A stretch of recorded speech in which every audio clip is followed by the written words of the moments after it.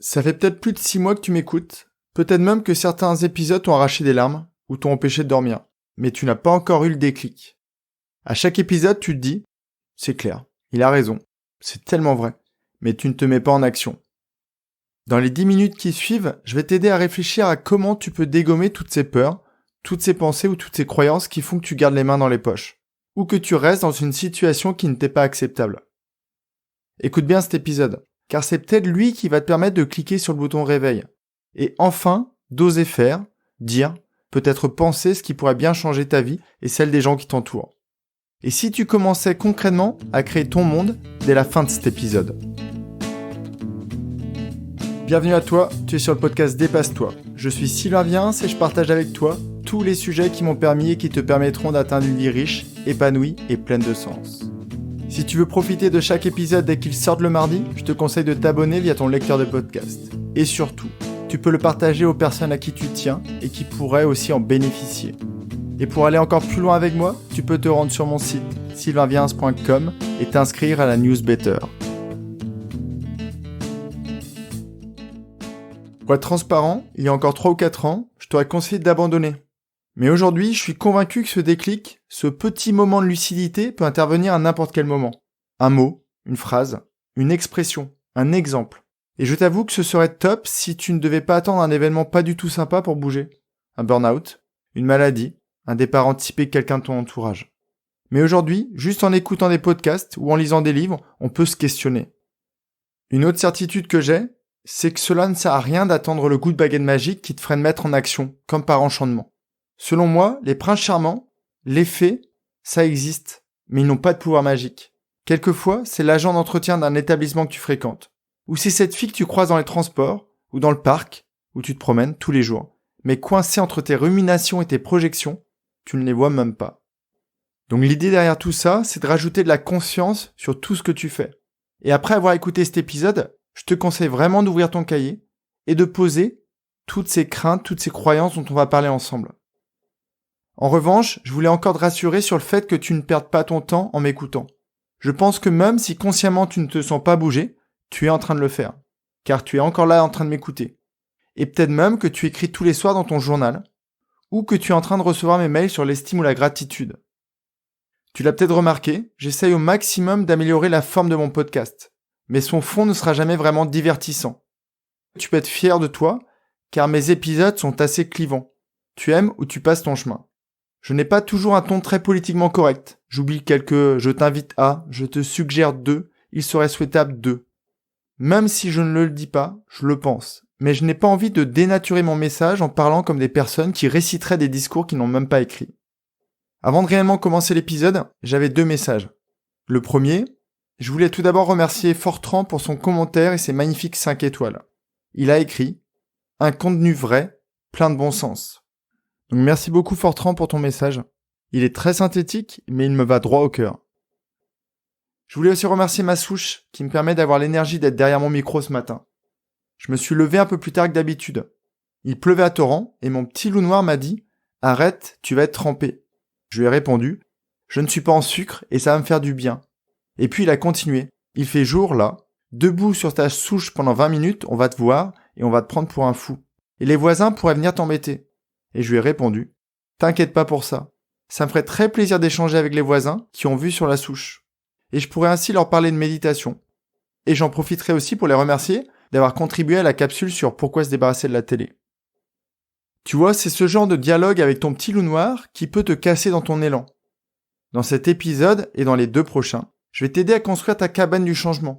Un lieu où tu te sentiras bien, où tu auras tous les outils nécessaires et tous les conseils qui te permettront d'enfin passer à l'action. Même si elle existe déjà. Peut-être que tu l'as déjà bâtie. Peut-être qu'elle a pris la poussière depuis. Peut-être que la serrure est cassée. Ou peut-être que tu t'es simplement arrêté au plan, sans jamais y entrer.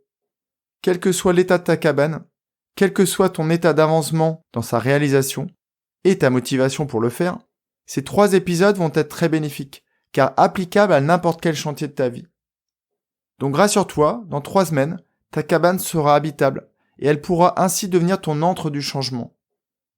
Aujourd'hui, je vais t'aider à te libérer l'esprit de toutes ces croyances, toutes ces peurs ou toutes ces fausses excuses qui te laissent penser « je suis pas capable, je ne le mérite pas, Je ne réussirai jamais. Ma situation ne le permet pas. Les autres ne me laisseront pas faire. Ou encore, j'ai pas suffisamment de temps. Dans cet épisode 1, donc aujourd'hui, et j'espère t'avoir déjà donné envie de créer cette belle cabane, c'est toi qui décideras ce qu'est cette cabane. Est-ce que c'est une vraie cabane dans ton jardin, un endroit où tu vas pouvoir t'isoler? Est-ce que c'est peut-être celle même de ton enfance, dans un arbre? C'est peut-être une pièce de ta maison, qui deviendra ta grotte, ou ta souche, ou un cahier, ou un poster. C'est quelque chose que tu utiliseras pour consolider toutes tes envies, et c'est ce qui te donnera envie de bouger. Dans l'épisode 2, la semaine prochaine, je vais t'aider à définir ta vision, ce que tu veux réaliser, ce que tu veux y faire, comment tu veux y être. Et donc, on va commencer à construire cette cabane. Bien sûr, on parle pas de sauver le monde, en plus le rôle est déjà pris. Mais pourquoi pas devenir un conjoint plus à l'écoute, une maman plus disponible, un jeune retraité plus sportif, ou encore un jeune cadre qui prend soin de lui. Et enfin, dans l'épisode 3, je t'expliquerai comment passer à l'action, comment mettre tout en place pour que ce sanctuaire, que ce soit un cahier ou une grotte, te permette d'avoir accès à toutes les ressources et tous les outils dont tu auras besoin pour entreprendre, pour créer ce dont tu as rêvé. Pour synthétiser, cette semaine tu trouves l'envie de construire cette cabane, et je t'aide à créer une structure psychologique saine pour la poser. La semaine prochaine, tu définis le plan intérieur, et enfin dans 2 semaines, je t'aide à la remplir d'outils et de ressources qui te permettront de passer à l'action. Si ton petit loup noir te suggère de ne pas y croire, tu peux lui dire avec une grande bienveillance que cette semaine, tu nourris exclusivement le loup blanc. Si tu as suivi assidûment les épisodes sur les résolutions, tu devrais retrouver quelques répétitions. Mais c'est ce qui permet d'assimiler, de mieux comprendre et de passer à l'action. Alors quels sont ces freins, toutes ces croyances ou ces excuses que tu te trouves, et peut-être même des peurs, et qui font que tu n'avances pas, et voire potentiellement qui te font reculer? Je voulais te prendre 2 exemples qui ont changé la face du monde, et qui auraient pu ne jamais avoir lieu. Penses-tu que si cette femme noire en 1960 avait accepté de se lever dans le bus en ayant eu comme pensée « les blancs méritent mieux que les noirs », l'histoire de la culture afro-américaine aurait été la même? Ne penses-tu pas que si Marie Curie s'était dit « seuls les hommes sont suffisamment intelligents pour travailler dans les labos », autant de personnes auraient été sauvées par ces découvertes? J'ai pris volontairement 2 exemples féminins et relativement importants. J'aurais pu trouver plein d'autres personnes, dans des situations peut-être un peu plus ordinaires, qui ont décidé de suivre leurs désirs, leur vocation, leur vision de la vie. Si tu passes tout ton temps à te trouver des excuses, tu n'avances pas, tu ne définis pas ce qui ne va pas. Si tu le veux bien, je t'invite à penser à l'idée de mettre des mots sur tes mots, M-O-T-S, sur tes mots, M-A-U-X, pour qu'ils disparaissent. C'est un peu comme quand tu vides ton cerveau en notant ce qui s'y trouve. Et ça, tu peux ne le faire que quand tu es en pleine présence, en pleine conscience. Tu ne peux pas être dans les ruminations vers le passé ou dans des projections vers le futur. Il faut que tu sois là et que tu le fasses consciemment. Bon, tu vois, j'ai utilisé le je t'invite et il faut que dans quasiment la même phrase. Donc c'est pas encore gagné. On peut essayer de faire ensemble un petit tour des limites communes. Est-ce un problème de temps? Tu n'as pas suffisamment de temps. Mais est-ce que c'est vraiment un problème de temps ou de priorité?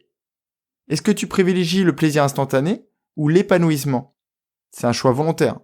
Et ça, c'est pas un problème. C'est à toi de décider. Tu as envie de bouger, mais tu crains que ton entourage ne te soutienne pas. Alors, est-ce que c'est une excuse, une peur, une croyance? C'est une excuse si tu n'as même pas osé leur demander. Ça devient une peur si des personnes te l'ont dit ouvertement, qu'elles ne te soutiendraient pas. En revanche, c'est peut-être une croyance si tu repenses à une situation passée qu'a connue par exemple ton père ou ta mère. Ou tout simplement, c'est quelque chose que tu te dis pour pas passer à l'action, pour pas trop penser à ce que ça pourrait faire, ou la difficulté que tu pourrais ressentir en faisant ce que tu as envie de faire. Et là, c'est un problème de décision. Le but de tous ces questionnements n'est pas de te faire te sentir moins bien, ou que tu ressentes de la culpabilité, mais pour que tu prennes conscience de ce qui te bloque dans tes actions. Tu penses que tu n'as pas suffisamment de moyens pour passer à l'action, moyens financiers. As-tu une idée précise de l'argent qu'il te faudrait pour passer à l'action? Ou as-tu une idée précise de l'argent qu'il te faudrait pour vivre décemment? Et à côté, investir dans des livres, des formations, des stages. Pour avoir fait l'exercice avec ma conjointe, tu pourrais tomber des nues. Après, tu peux préférer partir en voyage à l'autre bout du monde pendant 15 jours. C'est encore une décision que tu dois prendre. Mais tu peux dire, est-ce que j'investis sur moi pour créer l'homme ou la femme que je désire être? Ou un voyage qui va durer peut-être que 15 jours? Tu peux aussi considérer que tu ne bouges pas à cause des autres. Peut-être que c'est ton tuteur en entreprise qui est trop rigide. Peut-être aussi que c'est tes enfants qui te demandent trop d'énergie. Peut-être que c'est tes parents qui te laissent pas suffisamment d'autonomie. Ou que c'est ton entreprise qui est en train de te démolir. C'est un constat. Est-ce que c'est vrai, faux? Je ne le sais pas. Mais tout ce que je sais, c'est que les choses peuvent changer. Ok, je comprends. Les gens ne sont pas suffisamment à ton écoute. Peut-être sont-ils égoïstes ou égocentrés. Si je peux juste me permettre, tu ne changeras pas les gens. Je te conseille plutôt d'être un vrai exemple pour eux. Deviens la personne inspirante qui leur montrera que l'on peut changer et dans quelle direction on peut aller. Tu peux aussi penser que tu n'as pas suffisamment de talent. C'est possible, mais sache que le talent n'est pas un don. Ça se travaille. Si tu écoutes mes premiers épisodes de podcast, ou encore que tu relis tes dissertations du lycée, tu risques de sourire. Il est possible que certains soient plus doués que d'autres, mais cela n'empêche en rien de créer à la hauteur de tes capacités. Tu peux penser aussi que t'es trop vieux, que t'es trop malade ou trop épuisé. Je ne sais plus qui disait ça, mais si tu respires, c'est que tu peux faire quelque chose. Au moment où j'enregistre cet épisode, je suis certain qu'il y a un handicapé physique, peut-être sans jambes, qui vient de réaliser un saut périlleux arrière sur une piste enneigée. Ou encore qu'il y a un nageur, à qui peut-être il manque un bras, qui vient de finir la traversée d'un lac. Le jour où tu auras défini ta cabane, ta vision, et que tu seras passé à l'action, tu auras tellement d'énergie que tu seras obligé de le déverser sur les autres. Donc aujourd'hui, quel que soit ton état physique, ou même mental, tu peux faire quelque chose, et tu peux passer à l'action. Tu peux peut-être aussi penser que c'est trop risqué. Tu pourrais même réussir. Imagine le truc. Et je vais te raconter une anecdote. Cet hiver, je reçois un appel de la maman de ma filleule qui me dit « Tu sais pas la meilleure ». Je mangeais à côté de ma belle-sœur et elle me raconte avoir commencé les podcasts. Elle m'en conseille un sur l'épanouissement personnel. À ton avis, lequel? Est-ce que tu crois que quand j'ai lancé ce projet il y a 6 mois, je m'imaginais que des étudiants n'auraient plus la nausée de l'école, que des retraités reprendraient goût à la vie, que des cadres auraient décidé de suivre leur envie de changement de carrière, que certains m'écoutent en pleine pêche au milieu du Pacifique, ou encore, comme avec la maman de ma filleule, que l'on parlerait de moi entre la dinde et la bûche. Le cerveau ne se focalise pas sur ce qui pourrait bien se passer, mais au contraire sur le négatif.